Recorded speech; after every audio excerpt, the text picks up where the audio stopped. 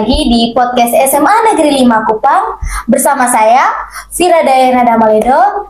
Hari ini kita akan berbincang santai bersama dengan Ketua dan Wakil Ketua MPK OSIS periode 2024-2025. Nah, sebelum kita berbincang lebih jauh, langsung saja kakak-kakak bisa memperkenalkan diri dari nama, kelas, maupun jabatan. Kepada kakak, saya persilakan. Perkenalkan, nama saya Eko Mengcendra Narawiguna, saya dari kelas 11A. Di sini saya menjabat sebagai Ketua MPK periode 2024-2025 di SMA Negeri Jawa Barat. Baik, perkenalkan, nama saya Lady Milan Mateos dari kelas 10A. Saya menjabat sebagai Wakil Ketua MPK periode 2024-2025. Perkenalkan, nama saya Divina Ayudia Genevieve. Saya dari kelas 11B dan sekarang saya menjabat sebagai Ketua OSIS SMA Negeri 5 Kupang periode 2024-2025. Baik, mungkin langsung saja ke pertanyaan yang pertama. Nah, kakak-kakak mungkin bisa menjelaskan sedikit bagaimana pengalaman menjadi Ketua OSIS, Ketua MPK maupun menjadi Wakil MPK di SMA Negeri 5 Kupang. Pengalaman yang saya dapat menjadi Ketua MPK yaitu sangat luar biasa, di mana saya dapat berkomunikasi dengan teman-teman di luar sana, dengan kakak kelas dan teman-teman yang lain, bisa mendapatkan teman-teman baru juga dan dapat mengembangkan skill saya dalam berbincang kepada orang lain. Kalau saya sih mungkin singkat saja, saya menjadi pendengar yang lebih baik lagi daripada sebelumnya kepada ketua saya, dan juga saya teratur dalam mengatur kelompok-kelompok yang ada di organisasi ini.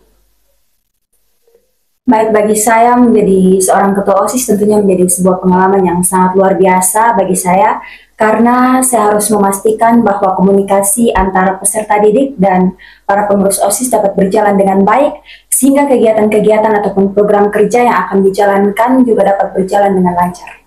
Baik, tadi kita sudah mendengar nih pengalaman selama kakak-kakak bergabung menjadi OSIS maupun MPK. Nah, kakak-kakak mungkin bisa menceritakan sedikit alasan mengapa kakak-kakak ingin bergabung di organisasi MPK maupun OSIS. Saya ingin bergabung menjadi anggota MPK ini karena saya dapat mengembangkan skill-skill saya dalam berkomunikasi, public speaking, dan serta bisa membantu orang lain juga. Kalau saya sendiri mungkin agak sama seperti Akomang, saya ingin mengembangkan social skill saya, dan juga yang pasti saya ingin berkontribusi dalam sekolah cita-cita saya. Baik, alasan saya ingin bergabung dalam kepengurusan OSIS ini karena saya ingin melatih jiwa kepemimpinan saya yang pertama, dan yang kedua saya ingin melatih keterampilan saya dalam berorganisasi. Oke, baik. Nah, mungkin selama 1 tahun ini adakah program kerja yang akan kakak-kakak laksanakan selama menjabat menjadi Ketua OSIS, Ketua MPK maupun Wakil MPK? Mungkin program kerja yang akan datang di kemudian hari, di mana kita akan membuat kotak aspirasi untuk para siswa di SMA Negeri 5 Kupang untuk bisa mengkritik atau memberi saran untuk para MPK dan para OSIS ke depannya. Untuk selanjutnya mungkin kami juga akan dapat mengevaluasi OSIS lebih baik. Ya, baik. Untuk kakak-kakak, Untuk proker yang sedang kami tujukan, yaitu koor atau kolaborasi antara organisasi, di mana setiap kegiatan yang sedang berjalan, kita akan mengambil keputusan untuk bekerja sama dengan organisasi lain seperti Pramuka maupun PMR. Baik, program kerja saya sebagai Ketua OSIS adalah yang pertama melakukan pengembangan terhadap kegiatan ekstrakurikuler atau kegiatan pengembangan diri yang ada di SMA Negeri 5 Kupang, mengoptimalkan kegiatan tersebut, dan yang kedua adalah melakukan pelatihan kepemimpinan kepada para peserta didik, terutama para pengurus OSIS yang ada di SMA Negeri 5 Kupang, dan yang ketiga yaitu menyelenggarakan kegiatan-kegiatan perlombaan antar kelas. nah, tadi kakak-kakak sudah menjelaskan program kerja yang akan kakak-kakak laksanakan selama 1 periode ini. Nah, mungkin kakak-kakak bisa jelaskan sedikit bagaimana peran penting siswa dalam berkontribusi mendukung program kerja kakak-kakak semua. Nah, mungkin para siswa juga dapat sangat penting untuk program kerja kita, karena di mana mereka dapat memberi saran dan kritik untuk program yang akan kita lakukan. Untuk saya sendiri, menurut saya sangat penting karena tanpa mereka, kegiatan yang akan kami jalankan tidak akan berjalan dengan baik dan benar. Serta dalam kegiatan yang akan berjalan, mereka bisa menyebarluaskan informasi penting dalam kegiatan yang akan kami jalankan.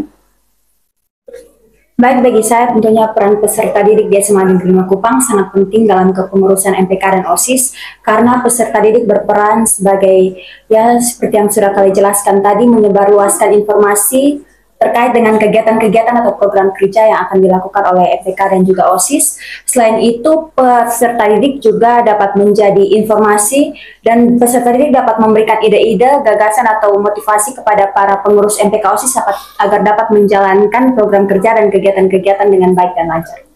Baik, tadi saya sudah mendengar nih segala pengalaman program kerja dan saya berharap bukan hanya saya tapi seluruh warga Semali berharap segala program kerja yang sudah kakak-kakak bicarakan dapat berjalan dengan baik. Mungkin itu saja podcast hari ini. Saya Fira Dayana Damaledo pamit undur diri dan terima kasih. Sampai jumpa, bye-bye.